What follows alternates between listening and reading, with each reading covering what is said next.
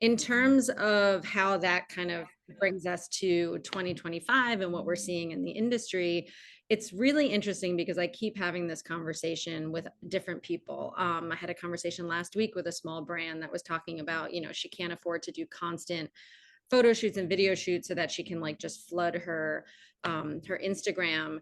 And I said, I here's what I'm seeing, and I pay a lot of attention to the different I hate to use the word trends, but the movement in the industry and like the way things ebb and flow and where they're going right now. And I told her, the movement is really towards less frequent but more meaningful content, more storytelling, more authentic brand moments, and creating an experience around the brand rather than just like constant, just churning out.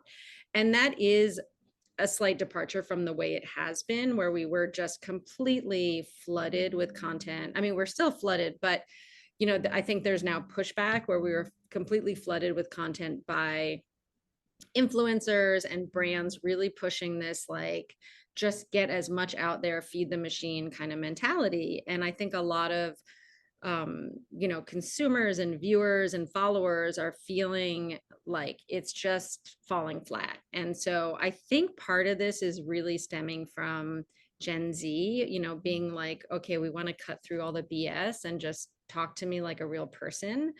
And so smaller brands, especially, and some medium brands are catching on. And so what you're seeing is, like I said, more storytelling, more authentic moments, not overly produced, not overly staged. And that really resonates with the way we've been doing it for the last 16 years.